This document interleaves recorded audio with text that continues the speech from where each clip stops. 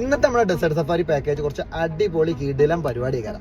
ഇന്ന് നമുക്ക് 2 കിടിലൻ UAE ശ്രദ്ധ നേടിയ 2 ഇൻഫ്ലുവൻസേഴ്സ് ആയിട്ടുള്ള ആളുകളാണ് നമ്മളെ ക്ലയന്റ്. അപ്പോൾ അതുകൊണ്ട് തന്നെ ഇന്ന് കുറച്ച് കളർഫുൾ ആയിട്ടും കുറച്ച് മെമ്മറബിൾ ആയിട്ടുള്ള പാക്കേജ് ആയിരിക്കും. എവിടെ പോണേ? നമ്മള് പോണ എവിടുക്ക? ഡെസേർട്ട് സഫാരിക്ക്.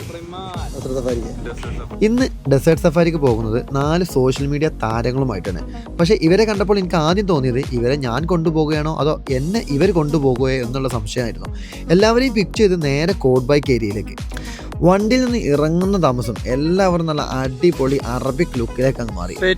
ഒന്നും പറയല്ല, അടിപൊളി, ഒന്നും പറയല്ലോ, കിട്ടില്ല എക്സ്പീരിയൻസ്. പിന്നല്ല, കോഡ് ബൈക്ക് ഓടിക്കുന്നതിന് മുമ്പ് തന്നെ ഫോട്ടോ എടുക്കലും വീഡിയോസും റീൽ ഷൂട്ടിങ്ങും എല്ലാം തുടങ്ങി. സോഷ്യൽ മീഡിയ ആളുകളെ കൊണ്ടുവന്നാൽ പിന്നെ അങ്ങനെ ആവണമല്ലോ. നമ്മൾ റിയൽ എക്സ്പീരിയൻസ് ആയിട്ടുള്ള ഡൂൺ ബാഷിങ് സ്റ്റാർട്ട് ചെയ്യാൻ പോണേ.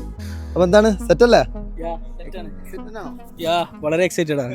അവിടെ കുറച്ച് പാട്ടും ഡാൻസും തമാശയും ഒക്കെ ആയി എല്ലാവരും നല്ല ഫോമിലായി. പക്ഷേ യഥാർത്ഥ പരിപാടി നമ്മൾ തുടങ്ങുന്നതേ ഉള്ളൂ. എല്ലാവരെയും വണ്ടിയിൽ കയറ്റി ഞാൻ 4x4 മോഡലേക്ക് മാറ്റി വണ്ടി എടുത്തു ഡെസേർട്ടിലേക്ക്. ഡൂൺ ബാഷിങ് തുടങ്ങിയപ്പോൾ അതുവരെ വലിയ ധൈര്യത്തിലിരുന്നവരുടെയൊക്കെ ശബ്ദമൊക്കെ ഒന്ന് മാറി തുടങ്ങി. പുറത്തു നോക്കിയാൽ മനോഹരമായ ഡെസേർട്ട്, വണ്ടിക്കുള്ളിൽ നോക്കിയാലോ നിലവിളിയും പാട്ടും ചിരിയും. ഇനി ഞാൻ ഈ വണ്ടി ഓടിക്കുകയാണോ അതോ എന്നെ ഇവർ ഓടിക്കുക എന്നായിരുന്നു എൻ്റെ സംശയം. ഡ്രൈവിന് ശേഷം സൺസെറ്റ് കാണാൻ ഒരു ചെറിയ സ്റ്റോപ്പ്. സാധാരണ എല്ലാവരും ഫോട്ടോ എടുക്കുന്ന തിരക്കിലാണെങ്കിൽ പക്ഷെ നമ്മുടെ ടീം ഫുള്ളി കോണ്ടന്റ് ക്രിയേഷനിലാണ് ഫോക്കസ് ചെയ്യുന്നത്. ക്യാമറ ആരുടെ നേരെ തിരിഞ്ഞാലും എല്ലാവരും റെഡി. അതിനിടയിൽ ഫാൽക്കൻ്റെ എൻട്രി കൂടി വന്നതോടെ നമ്മുടെ അറബിക് ഭാഷ ഫുള്ളി ഒരു അറബിക് ലുക്കിലേക്ക് മാറി. പിന്നെ നേരെ ക്യാമ്പിലേക്ക് നല്ല ഭക്ഷണം, പരിപാടിയും അതേപോലെ തന്നെ ഒട്ടക സഫാരിയും എല്ലാം കൂടി അടിപൊളിയായി ആസ്വദിച്ചു.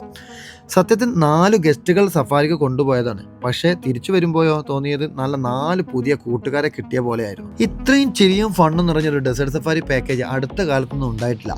ഇവരിൽ ഏറ്റവും കൂടുതൽ അലമ്പുണ്ടാക്കിയത് ആരാണെന്നുള്ളത് കമന്റിലൊന്ന് മെൻഷൻ ആക്കണേ. ഞാൻ ഫസ്റ്റ് ടൈമാണ് ദുബായി വരുന്നത്.